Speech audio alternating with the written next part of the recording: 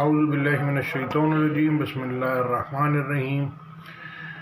یہ اگر ایسے پتہ ہو ادھر جائیں گے فائدہ، ادھر جائیں گے نقصان ہے، کون جائے گا نقصان کی طرف؟ تو اللہ نے فائدہ نقصان کاروبار میں، نوکری میں، ہر اعمال میں چھپایا ہے۔ اسی طرح قیامت کا بھی کسی کو نہیں پتہ۔ اسی طرح اللہ کہتا ہے کوئی شخص نہیں جانتا کل کیا کام کرے گا اور کہاں اس کو موت آئے گی۔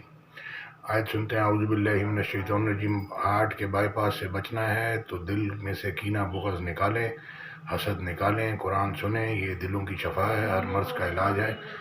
اور اگر آپ یہ بات نہیں، اللہ کہہ رہے ہیں کہ جو اللہ کو ایک طرف بلانے والے کی بات قبول نہیں کرے گا وہ زمین پہ اللہ کو تھکا نہیں سکے گا، عاجز نہیں کر سکے گا، یعنی کہ اس کو ہر حال میں اللہ یعنی کہ گراؤنڈ کرائے گا، اس کو یعنی کہ اللہ کے آگے سر اس کو جھکانا پڑے گا۔ اعوذ باللہ من الشیطان الرجیم، بسم اللہ الرحمن الرحیم۔ سورہ بقرہ کی 130، 31 اور 32۔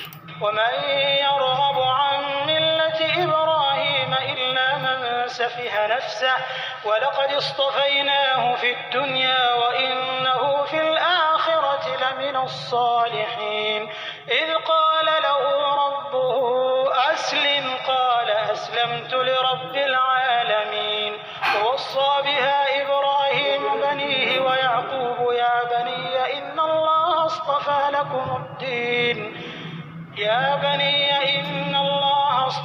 لكم الدين فلا تموتن إلا وأنتم مسلمون۔ ابراہیم کے دین سے کون روگردانی کر سکتا ہے بجز اس کے جو نہایت نادان ہو؟ ہم نے ان کو دنیا میں بھی منتخب کیا تھا اور آخرت میں بھی وہ زمرہء صلحا میں ہوں گے۔ جب ان سے ان کے پروردگار نے فرمایا کہ اسلام لے آؤ تو انہوں نے عرض کی کہ میں رب العالمین کے آگے سر اطاعت خم کرتا ہوں۔ اور ابراہیم نے اپنے بیٹوں کو اسی بات کی وصیت کی، اور یعقوب نے بھی اپنے فرزندوں سے یہی کہا کہ بیٹا خدا نے تمہارے لیے یہی دین پسند فرمایا ہے، تو مرنا تو مسلمان ہی مرنا۔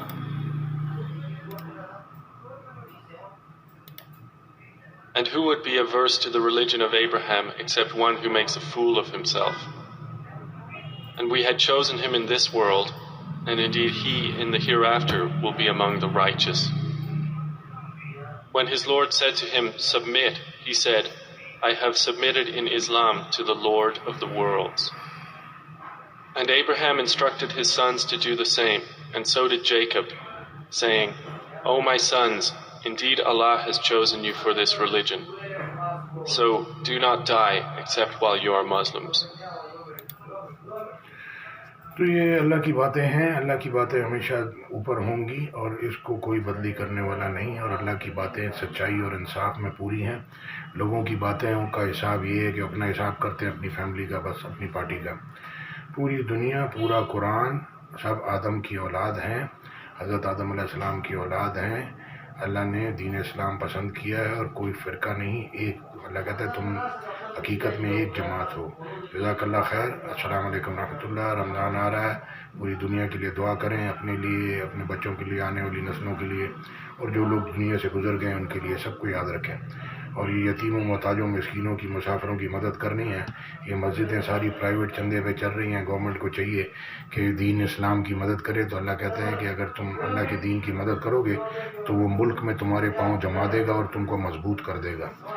جو اللہ کی مدد کرے گا اللہ اس کی مدد کرے گا۔ جزاک اللہ خیر۔ السلام علیکم ورحمۃ اللہ۔ سننے کا شکریہ۔